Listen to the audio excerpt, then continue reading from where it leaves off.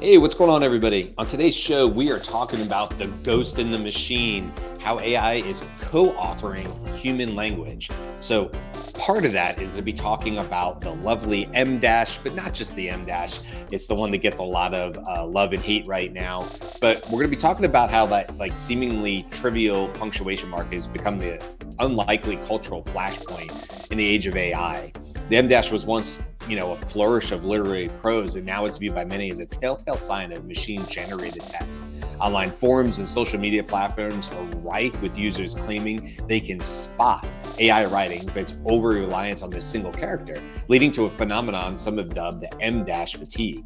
This debate, however, and all of today's show, is not merely a squabble over punctuation. It's a canary in the coal mine, signaling a much larger, much more profound shift, the emergence of a distinct infected or flected language that is seeping into our daily communication. The M-dash controversy reveals our collective anxiety and curiosity about how AI is influencing our most human trait. So we're going to be diving into all of that today and much more. This is the Daily AI Show. Today is August 5th, 2025. I'm currently joined by Jimmy and Andy, and I'm Brian. Welcome, guys. I think we might have Carl popping in the door here, maybe a little bit today, which would be great to see him. The idea for this show today was actually from Sam Altman, and not that he had specifically spoken about this larger conversation that I want to have about how AI is influencing human language, and all the things that go along with that. There's many other different parts and pieces to it. What he actually talked about, just sort of as a kind of, I think it was on the Theo Vaughn podcast, and he sort of, I don't want to say flippantly, I don't know that that's the right word, but he sort of like casually talked about the M dash, and he's like, yeah, we got to fix that. He's like, I think that's something we need to fix in the model. But it was sort of like just a casual thing. He's like, people wanted it, so we had it in there, and now people don't. Now it's too much, and maybe I think we've gone too far the other way. And so I walked away from just that thought, and I went, I think there's something bigger here. Yeah, it's easier to point at Delve, the M dash. There's several others that we could probably point out that I know as far as my research that came up quite a bit, that we would say that's AI speak. But I think the larger conversation for me is, probably much in the way the typewriter was perhaps rejected by some people who said, this is flying in the face of, great prose and handwritten letters, and what is this mechanical machine going to do for the great literary writings of stuff? And I am sure there was pushback against that. I am sure the invention of the QWERTY keyboard, which was done because of jamming on the machine and not necessarily because it's super efficient, also probably changed the way people wrote. So it's not as if this is unprecedented that we would somehow have some new tool that shapes or molds the way we write or speak. That happens all the time. I don't speak the same way I did when I was a kid in New York. I use different words. Even though our moms told us we were special butterflies, we're also parrots, right? And so we're more likely to parrot back out what our surroundings are. But what's different about AI, what I'd love to like kick off the conversation with both of y'all is, it's happening so fast. And it's becoming such a major part of the way that we write, produce reports. That today isn't about like, should it or should you write full papers and essays in college or otherwise and do professional reports of AI? That's to me a foregone conclusion that AI will be used.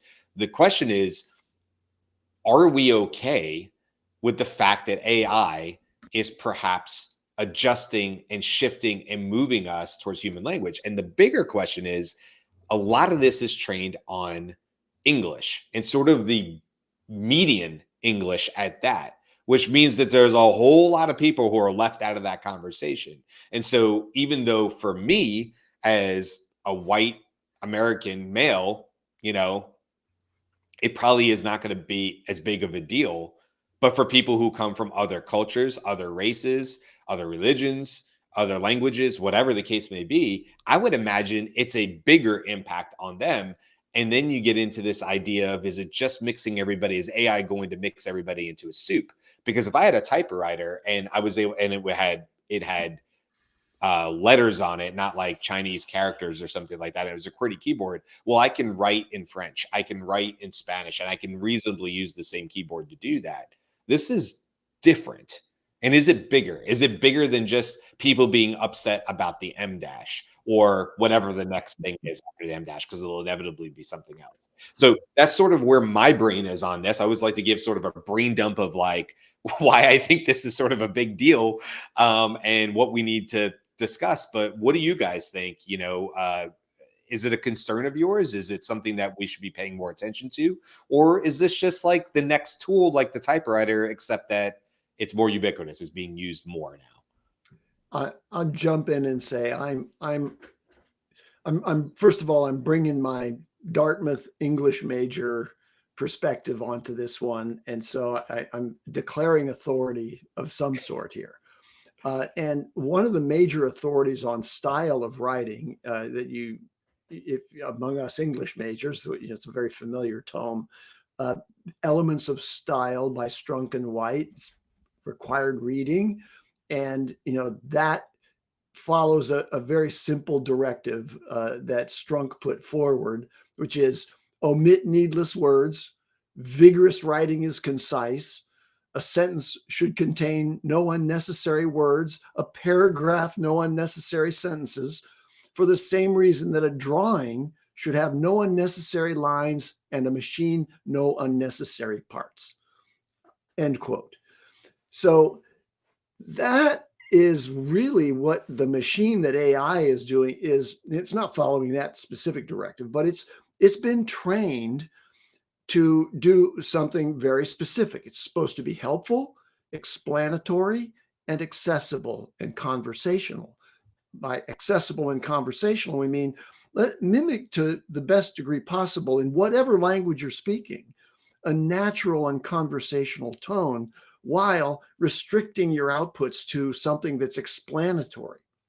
So it's no surprise to me that it's using M-dashes. M-dashes are more reflective of conversational rather than formal exposition in writing.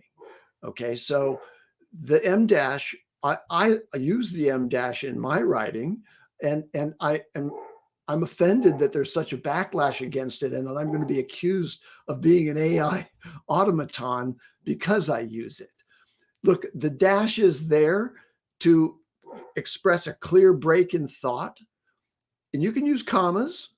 That's the formal way. If you were writing an academic paper, you would not use an M-dash. You would have to use commas, semicolons, and colons correctly. But a dash is done for emphasis, and it's done as an explanation, like a parenthetical explanation, but without de-emphasizing as parentheses do. Like, oh, this is just an aside. That's what a parens means. But a dash says, no, this is main line, but I'm going to explain something to you here that's a part of this expression that I'm making here. So anyway, why does AI use M dashes? And I'm setting aside for the moment that the AI can inadvertently, because of its focus, it can shift, imperceptibly shift our way of speaking, and that could have some longer term consequences. But I don't think it's for the worse; it's for the better. Now, there is a need to maintain some stylistic variation and authenticity in the way you speak and the way you write, but that's more for entertainment writing, in my view, than scientific and explanatory AI purposes. So anyway, why does it use M dashes? I asked this question of perplexity because I wouldn't think that most of the training data had a surplus of M dashes in it, but it hastened to correct me. It said, look, novels and formal essays, if they were a part of the corpus, would use fewer dashes. That's just not conversational. That's a more formal form of writing. But AI training likely emphasized Wikipedia, which is definitions and clarifications, and that would use dashes effectively. Educational content, which uses dashes for explanatory interjections. and technical documentation where specifications and examples are set apart by dashes. And by the way, modern journalism uses them in order to adopt a more conversational and accessible tone. So AI has a dash preference. Great. It's good. And by the way, when you start to use voice as the interaction mode, you'll never notice whether it's a dash or a comma. So why does it matter? Well, I'm glad you brought up the use of the Mdash. I actually read something really interesting about this, that although it can seem like personal, it's a personal attack. Okay, so I'll just say I'm the opposite of you, Andy. I never used an Mdash. I don't even think I had heard of an Mdash before it became an issue. Kind of like delve. I don't think I ever used the word delve until all of a sudden it was everywhere, and people were like, "Oh my god, I won't stop saying." I used it. I can't use it anymore because it makes me sound like an automaton. Okay. And Beth isn't here today, but Beth has said the same thing. She's like, over my cold. She didn't say this. I'm paraphrasing, but it was like, over my dead body, you're taking away my Mdash. I use it and I like it, and I'm like, I don't care. And this could be a flash in the pan, and this may not last forever, and it could certainly die down. And I think the use of the Mdash will be more generally accepted as AI has moved on to the next thing that's a problem. But what I wanted to bring up really quick before Jimmy, we get your thoughts are, I read something really interesting that is, the Mdash is just as much mathematical and mechanical as it is something that we perceive as human-like. We read what's coming out of the algorithm. We go, oh, that sounds very human. Maybe I wouldn't have said it that way, but it's giving me human. And so it's very easy, obviously, to put human traits on the algorithm. We do that all the time when we say things like think. Well, right? Like, is it thinking, or is it just a mathematical, really smart algorithm? Well, I don't know. It's probably the latter, right? Well, Mdashes are a way for the algorithm to connect through tokens. And there was actually a lot of research done that I found really interesting about when even small words like to or which could potentially be stripped out and still be concise, to your point, Andy, but it actually can negatively impact the algorithm's ability to reproduce and put out quality content. So we look at the Mdash and go, that's annoying. Maybe if you're me and I go, that's annoying because I don't speak like that. I do not write like that. And so this is something that's new that I'm always having to strip out. And now I have to strip out because, well, I don't want writing that I've co-authored to feel like it was 100% AI driven, even if I worked on it and I had wordsmithed it. But that it's perhaps more than that Mdash is serving an actual function of connectivity inside the algorithms to ensure that you're actually getting higher quality. So I found it just interesting to the idea that while it's annoying to me, what it might actually be doing is serving a higher purpose of giving me higher quality answers. I'm annoyed that the Mdash is in there, but to not have the Mdash in there actually might have produced a lesser quality writing. And I just found that fascinating because, like, it annoys me, but at the same time, it might actually serve a good purpose, that the overall quality of the writing is superior because it's there, because it's being used as a tool there. I don't know. I was like, I would not have thought of that. Jimmy, what's your thoughts on it?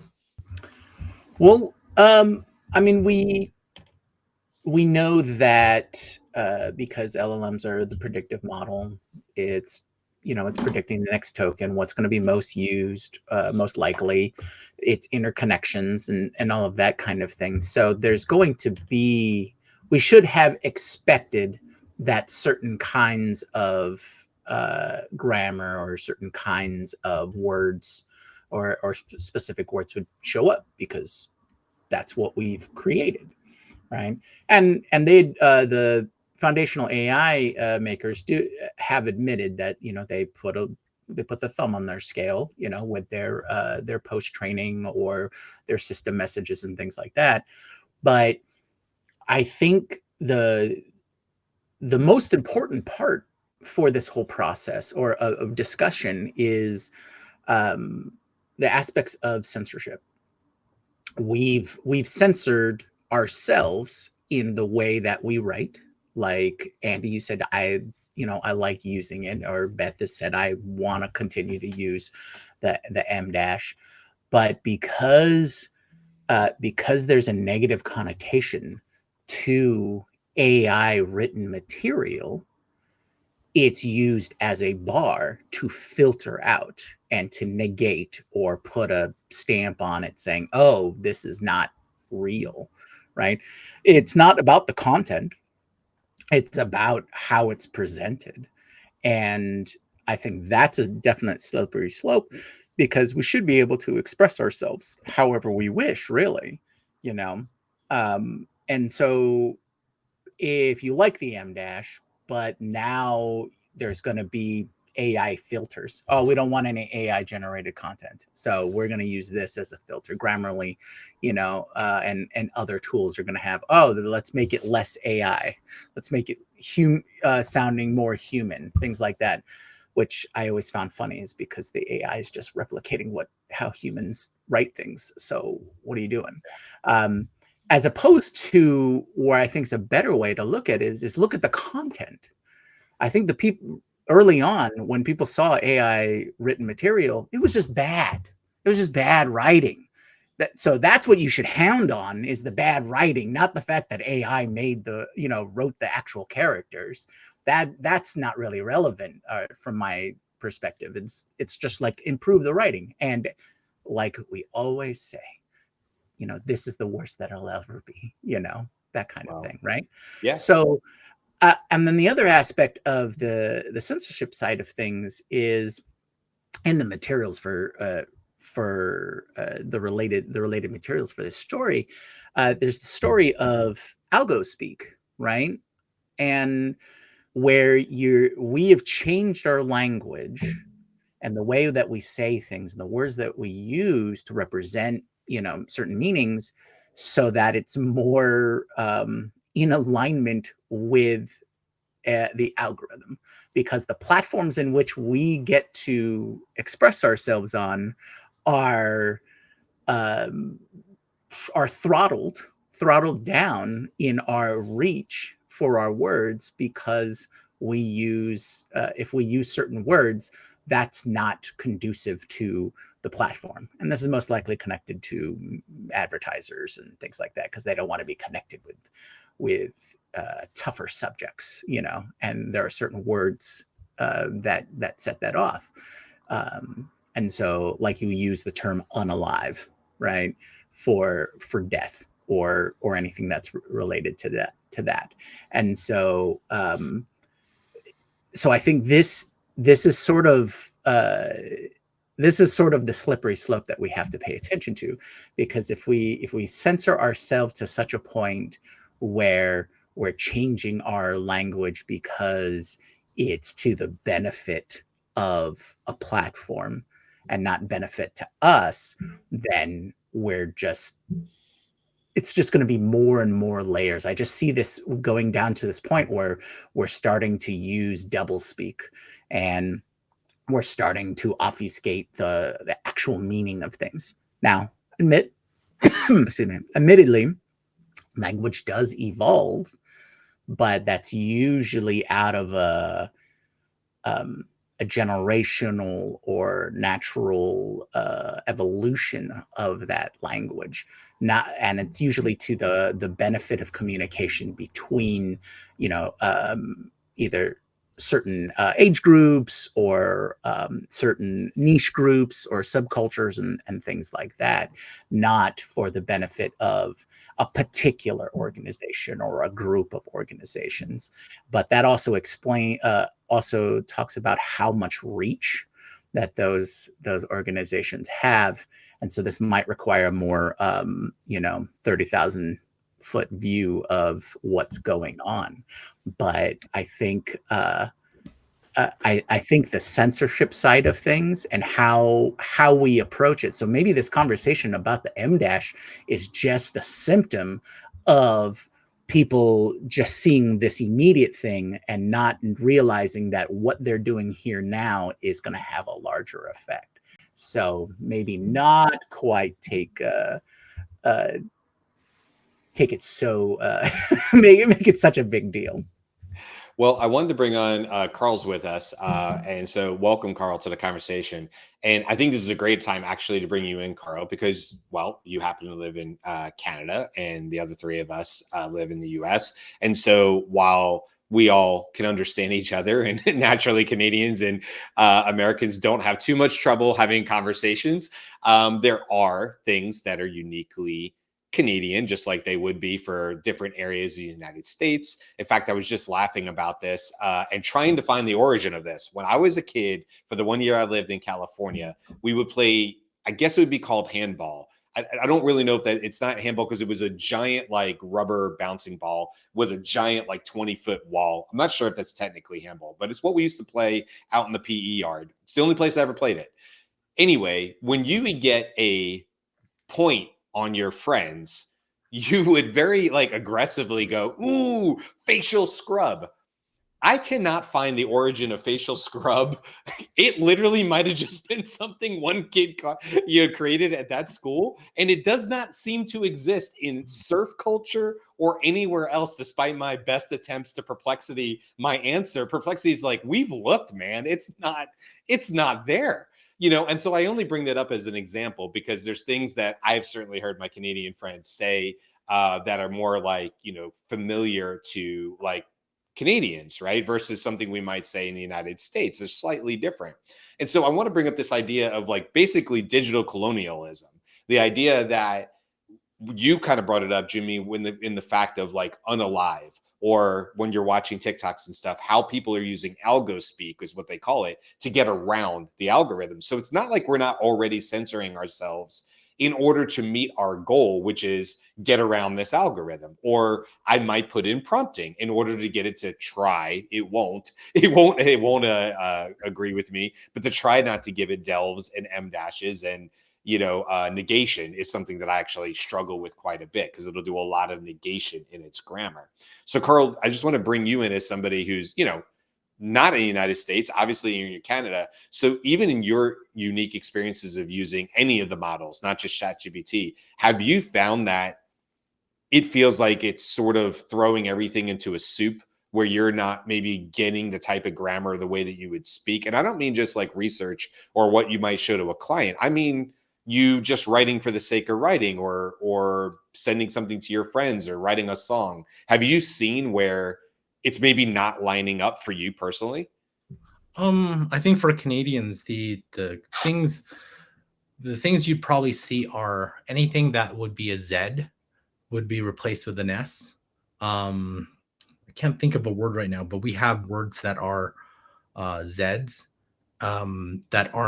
that would be an S for in like APA style, I think, or just naturally for Canadian versus American. And then the word OU versus just an O. So shoot, I can't even. Yeah. So something like that, right? Yeah.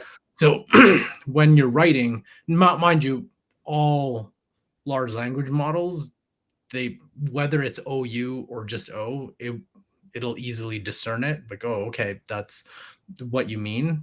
But when the output is, not that I care, but the output's always going to be O. So it's not going to be Canadian. It's going to be an American, right? So, but you can easily, if you do your customization, you can do that and switch those things if it really bothers you. If it doesn't, then, I've had bosses in the past that would always like, editing a whatever piece that you wrote for somebody, whatever the piece would be, it would be like, edit OU instead of O.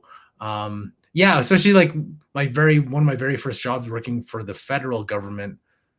It's very important that you put the OU, but obviously, communication to Canadians has to be Canadian, right? So those are the things. Other than that, though, I kind of agree with Junmi where eventually, especially, you can put in your customizations, but even if you don't, as the memory and context gets better and better, and like what we're seeing with like for me O3, where it remembers the conversation, it's inevitable that it'll remember your writing style, how you write, how you think, and all that. So then the language itself will be reflective of how you, if you put these instructions, how you want to output, or the style you want to output, it'll output that. I think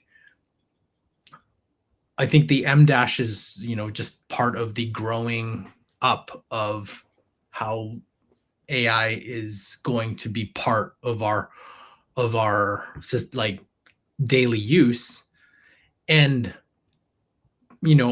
I don't know if it was taken out, like blown out way out of proportion, where I think sometimes people make a big deal out of it because it's a way to create your content. So it's sort of like, I'm going to make a big deal out of, let's say, an Mdash, and then I'm going to create content on it.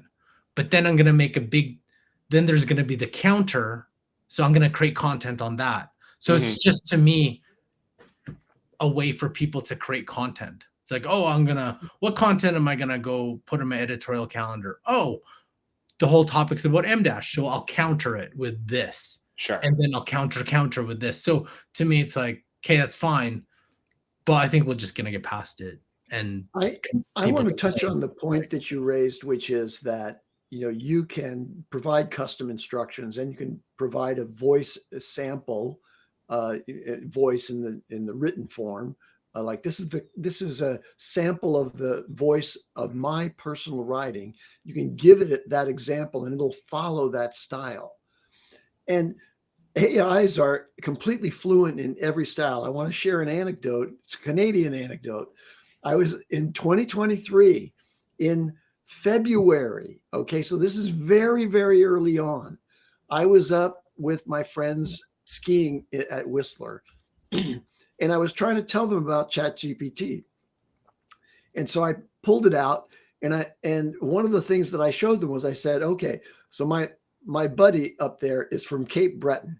Now, Cape Breton has a really strong dialectical form. Like if you speak in Cape Breton, it's very distinctive.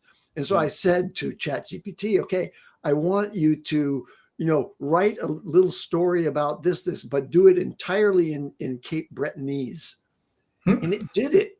And I read it out loud to them, and they were like, I can't believe it. That machine knows how to speak in that sort of almost comedic language at this point. Like if like a stand-up comedian in Canada might speak that way in order to get a laugh.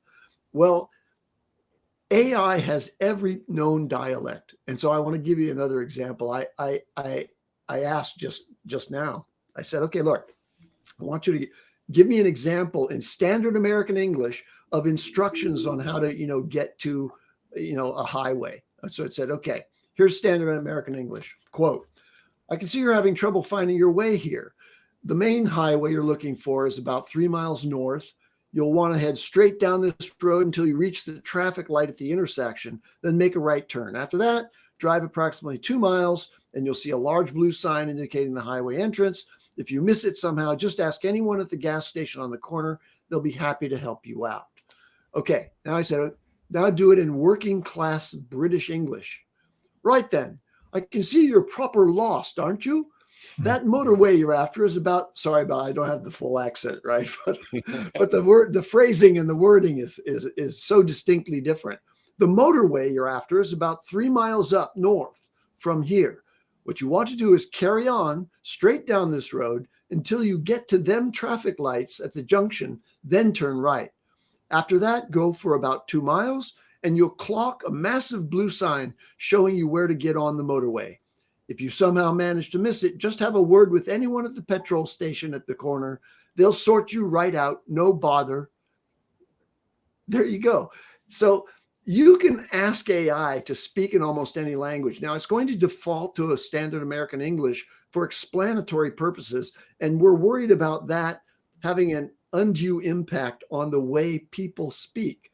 Well, I'm skeptical about that because I think that people are going to speak idiomatically based on their cultural surroundings rather than what they're reading on AI. So I don't think that's going to bring to one dead level every mind. Well, I'll push back on that unless what Carl said comes true, which I think it would. So my pushback would that be is people are inherently lazy. And so I would think it's hard for me because I'm not the ideal test case for this. ChatGPT does sort of already sound like me, so I'm not a great use case for this. But if I was somewhere else and I had a different dialect, over time, over hundreds, thousands of repetitions of using AI, we're whatever percentage we are today, Jimmy said, where it's the worst it'll ever be. It's the least it'll ever be, right? So that percentage is going to go up. I would think if, I don't know about Canada, or I don't know, Carl, you feel this way or whatever, but if your younger kids now use more and more and more AI, and every single time it's giving them back a homogenized version of English that may not be what they would typically have learned in school or in their surroundings where you live in Calgary, I would think over time that will just seep in. It would almost inevitably have to, that it would start to have an impact. Maybe Carl's resistant to it, but his kids might not be. And so but what I would say to that is, I don't know, Carl, maybe you're right that this is really a short-term problem, and that as memory and more personalization become more ubiquitous and become better with AI, that it actually undoes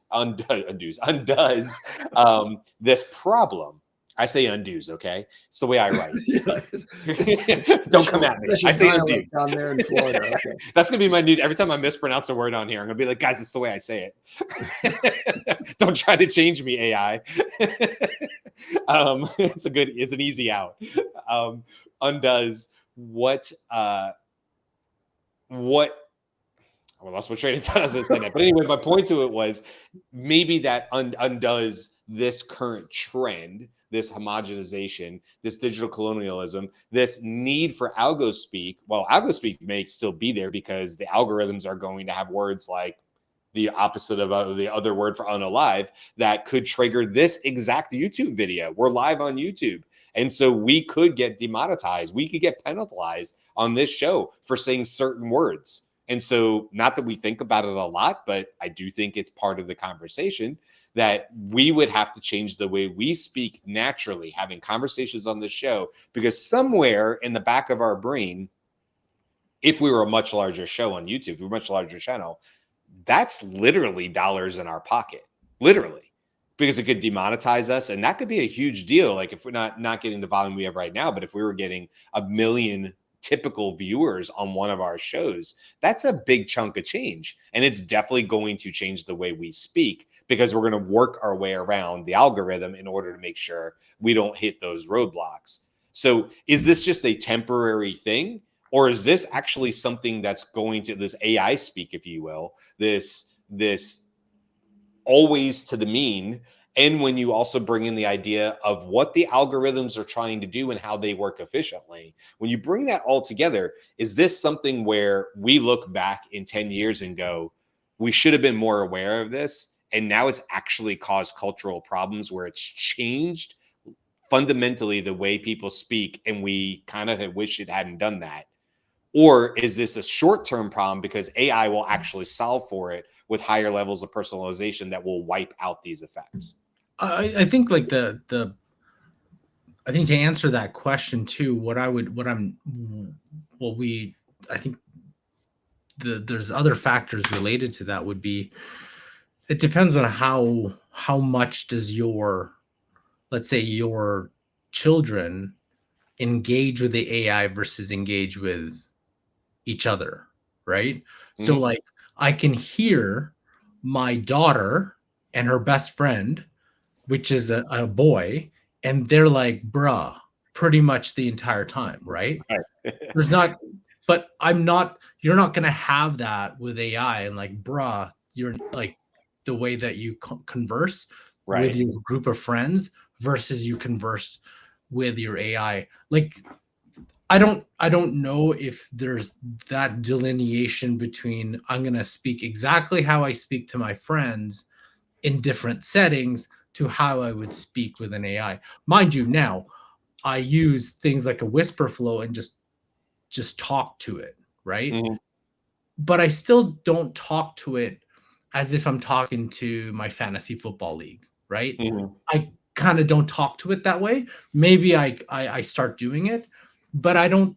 But I just feel like the dynamics you have with your people and your friends growing up maybe more dictates how you would engage with this rather than the other way around, that it impacts the way you engage. Because unless over time, like how you would talk, like you talk more and more to the AI versus real people, and maybe for some people that's the case. Yeah, I think you definitely highlighted a part of what I think the larger or my answer to your question, Brian, is it's an additional problem. It's not something to be solved. If you look at from the framework of, if the goal is to homogenize and have a standard way of speaking and thinking and understanding across the world, then it's going to be successful at that. Because the more you interact with something, it's a new tool. The more you interact on that certain level, it's just like when people have business speak, right? Or Sure. the way that they speak at a business. English is the standard commercial, the global commercial language, right? And there is tons of programs across the world to help people learn English to conduct business globally. Mhm. AI is a new tool just towards that kind of effect, right? And Carl, you mentioned interacting with the AIs more.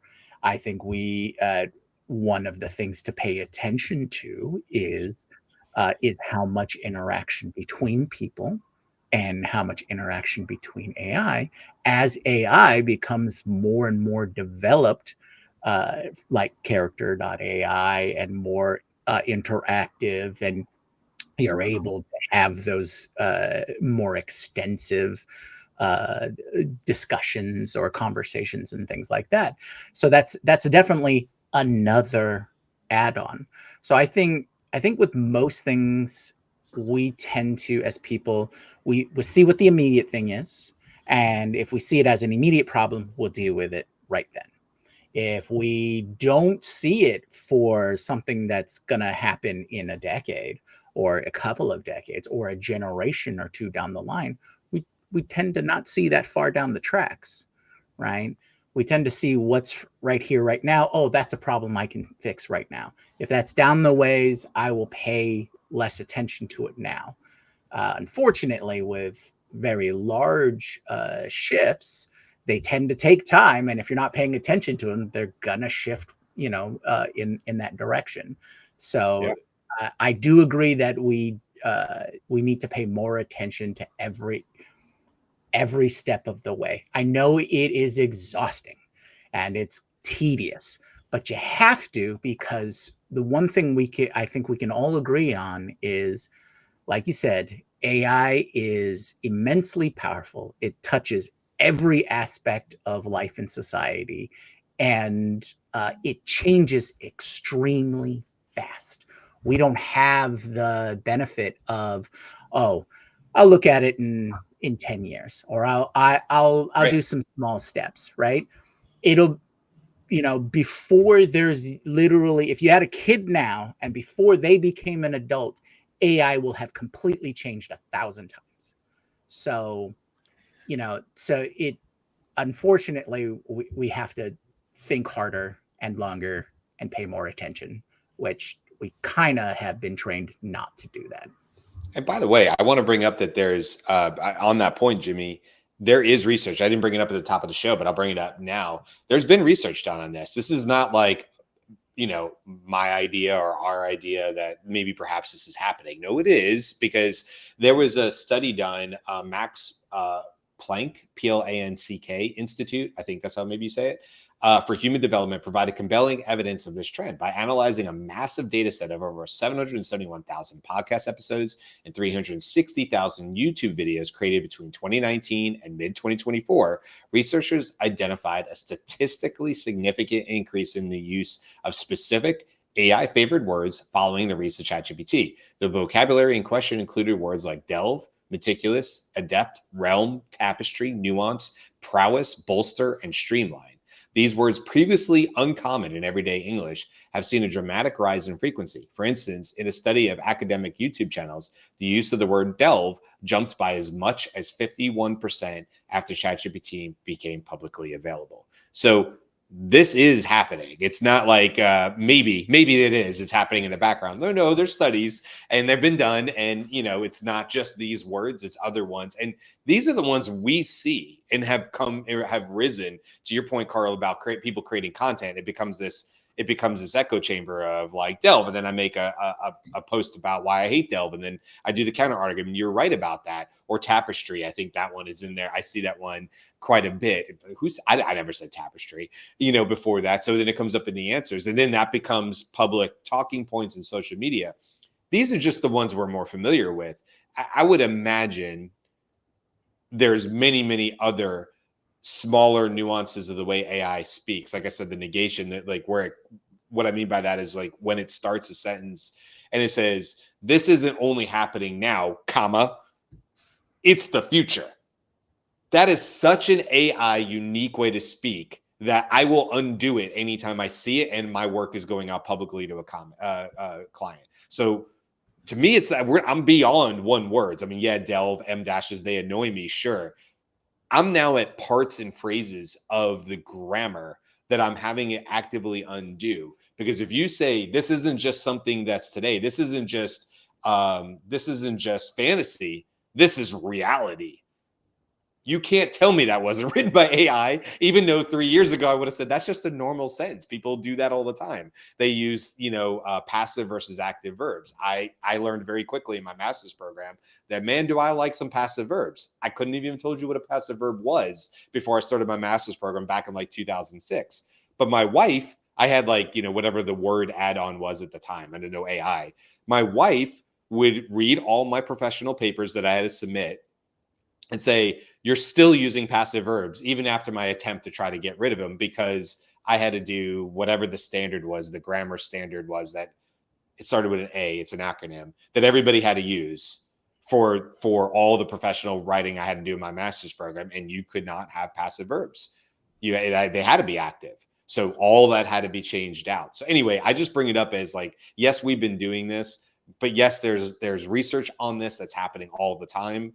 And so the question becomes, will AI enable us to bring back our personalization? Or as Cisco pointed out, hey, it really depends on who my end target audience is. If it's my wife, my kids, or my job, my boss, or maybe government writing, that dictates how I will speak to the AI. And maybe that's enough. Maybe that will be enough to, quell this. But I do worry that it's one of these silent type things where we're going to certain communities and they're going, no, it's not just bra. It's not just 6'7". It's not just whatever the kids are saying today. That is just the flavor of the month and will be gone next week. It's like, no, it's actually hurt our language or hurt our dialect or something like that. And that makes me worried.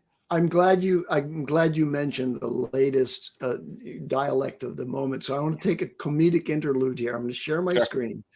And this is just a short. It's a YouTube short.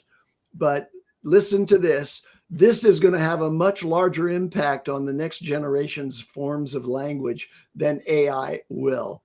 I hope AI will have a larger influence than this. Listen.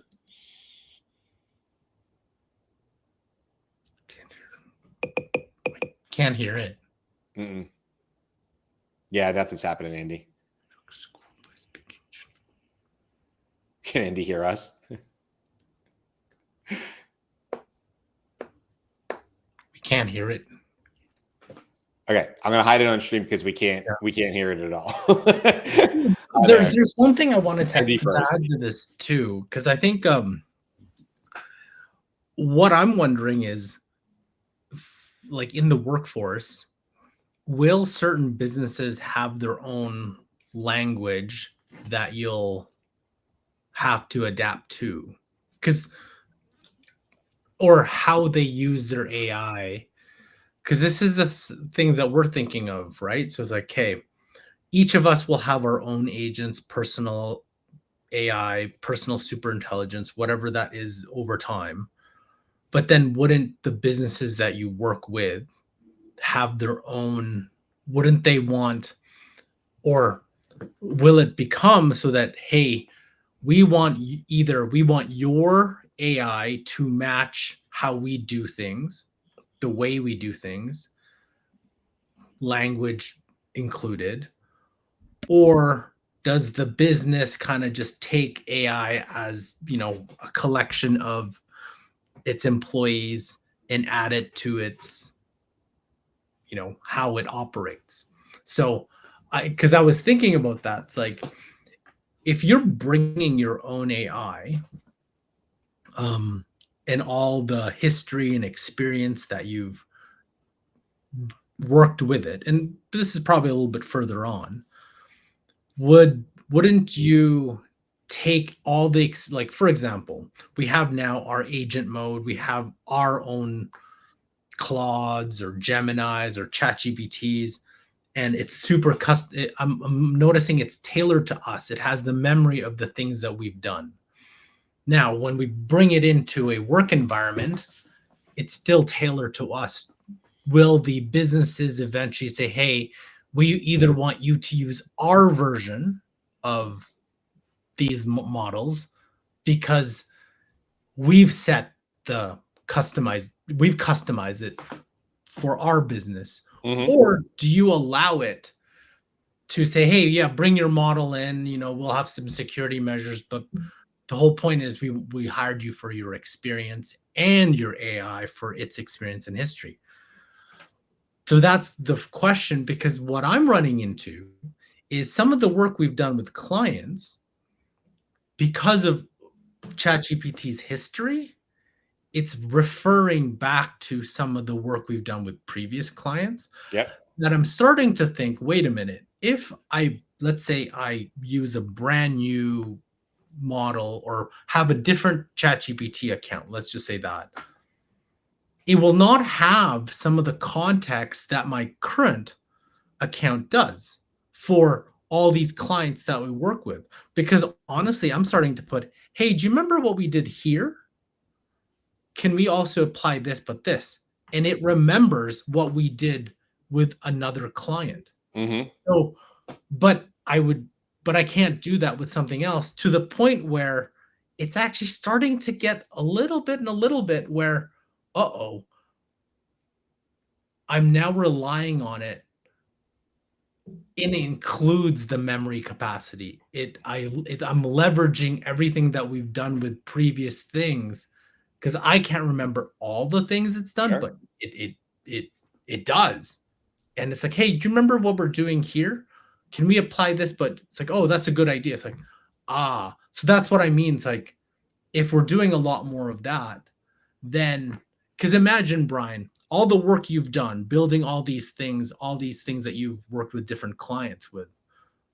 Imagine you switch jobs, but you're not allowed to bring whatever you did, and it's the exact same job or higher job. Yep. You're kind of starting from scratch. Yeah. Kind of not, right? It's a little bit, you're like, oh crap, I have all my custom GPTs, I have all the instructions, everything, but a little bit of the context is missing. And I'm curious to see, like, can you keep that context? Like, is there somewhere I can take it and bring it with me? I don't know. I don't think so.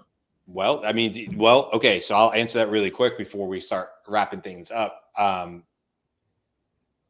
Scaled, Jake, my CEO, it's not really through Scaled. It's not launched yet, but it's called Journey AI. And funny enough, that's one of the problems it's trying to solve for, Carl, which is that sales reps often work across multiple different clients. Like they're talking to multiple, I'm not clients, I'm sorry, they're talking to multiple different like lead gen and prospects and stuff. But also they sometimes move. And because like it's not uncommon for a sales rep to maybe change companies that they work for 2 or 3, 4 times before they move up the chain. It's pretty common. You're not staying with a company 20 years usually in that position, because it's actually advantageous for your career if you bounce, right?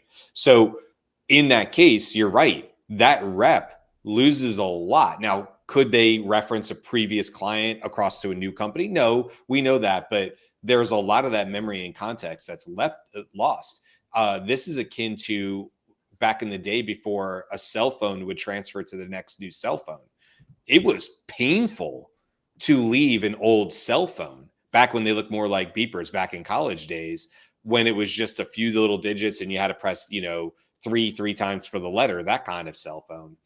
But you guys remember, there was no transfer knowledge. There was no universal, oh, your new phone magically knows all the stuff that was on your own phone. Same thing with computers. You just lost it and you sort of started over. And AI, you're right, is going to solve for that over time, where you no longer, when I was a kid, I would carry around 10 to 15 phone numbers of my friends on a little piece of paper in my wallet. Well, then the cell phone solved for that. Unless you lost your cell phone, then you were in a world of hurt. And now I don't really have to worry about that because those phones are going to be carried on to the cloud, and it's not really an issue of mine. And so we've gone through these pains before, and I think AI is going to solve for that. But you're probably right to the point of, you will get so comfortable and it will be so good at its recalling of memory that you will no longer carry around the theoretical, or not the theoretical, but the hypothetical pieces of phone numbers on a piece of paper anymore in your wallet. You won't have to. You will believe that the system will take care of you, and the technology is so foolproof that recall of that AI memory is there for you when you need it. One thing though, and I'm thinking about this. So a lot of the work that I'm doing, whether it's in Claude, whether it's in ChatGPT, whatever, but we all know certain models are better than others at certain things, right?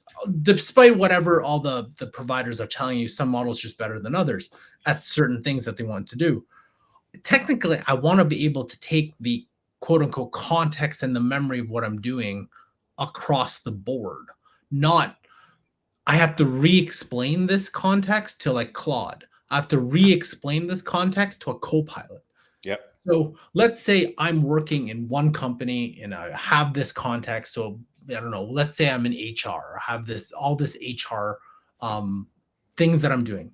I'm not going to take the private information and the specifics to that business. But what I want to do is take all the experience, all the ways that we've done it, and take that with me to another company. So I would be like, hey, do you remember when we worked for company A, we did this? I'd like to do, I may remember it, but I want all the AI, the threads and all the conversations and everything that we've taken from one and bring it with me to another. And I think it's a very interesting, and I don't know if this has even crossed anybody's mind. I'm sure somebody's thought of it, where a lot of people are working very heavily into one model. But just from pure business sense, I'm sure there's a lot of other uses for this, but I want to take that and move it to another business, whether you're an employee, whether you're a founder, whether you're just personal. Like, how about this? I want to also pass everything I learned or my AI's learned to my children, or I want to pass it on to family members, or I want to pass it on to other employees. Like, how do we start moving that? Because right now you kind of can't do that.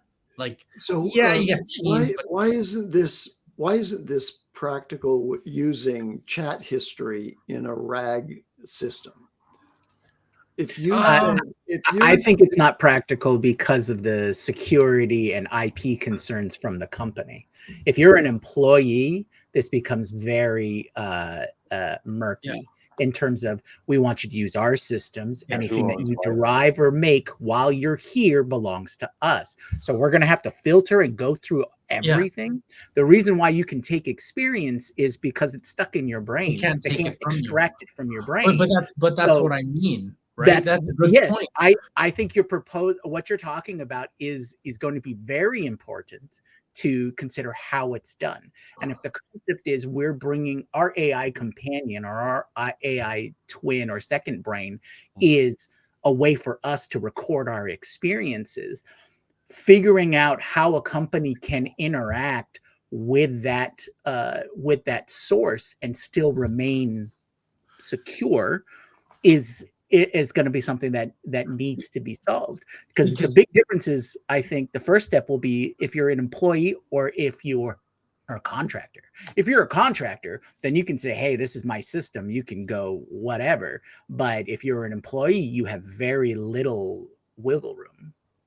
Well, that's what I mean. It's like, I'm not hiring just you, Junmi, or Brian, or Andy. I'm hiring your AIs with you. That 100%. I'm assuming, yeah, right? absolutely. I'm assuming down the road, everybody's AI will have everything that, because I want to be able to leverage all the experience that you and your AI has. 100%. It's Right? like your personal. It's like your personal brand. Exactly. You know, Carl. If you talk about a specific industry and sub industry as a contract, as somebody at like 0 to 60, and you have 1 million followers on YouTube, that is valuable to the next company for sure, because they're thinking, well, Carl will now have that logo at the bottom of whatever. We're not just hiring Carl; we're hiring Carl's personal brand. So yes, in the future, I'm not just hiring Carl; I'm hiring Carl and all his AI assistants that he's built and cultivated over time. I'm not hiring one person; I'm hiring 100. Right. Which and that should be that goes towards everyone becoming their own own entity.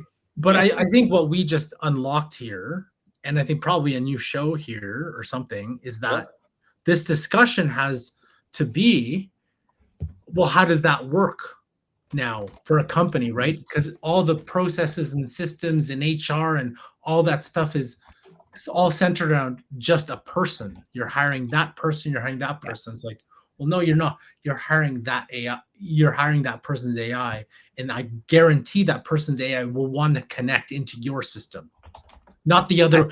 I want you to use ours. Like, no. Yeah. And then the question about who retains what.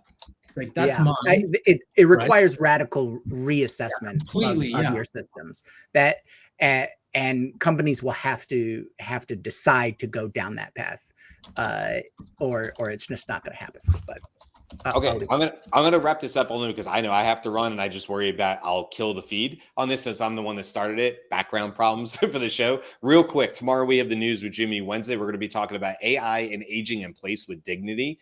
That was brought to us by Diane, who we really appreciate. We'll talk more about that, but that was a recommended show. Friday. It's our 2-year anniversary show. 8/8 is when we kick things off. And so on Friday, we're going to have our 2-year anniversary show, and we're going to have all sorts of fun conversations. That's what's coming up the rest of the week. Make sure you like and subscribe if you like what we're doing. We're here every weekday, Monday through Friday at 10 a.m. Eastern live. So you can always check out any of our 521 other shows. This is 522. So that's it. We'll wrap it up. Great conversation. There's more to come on this for sure. Thank you, Greg, who said great conversations as well. We appreciate all of y'all in the comments. Get better, feel well. Cisco, who's fighting a bit of the flu. And we will see you guys tomorrow for all the amazing news of the last 7 days. Till then, bye, everybody. Aloha.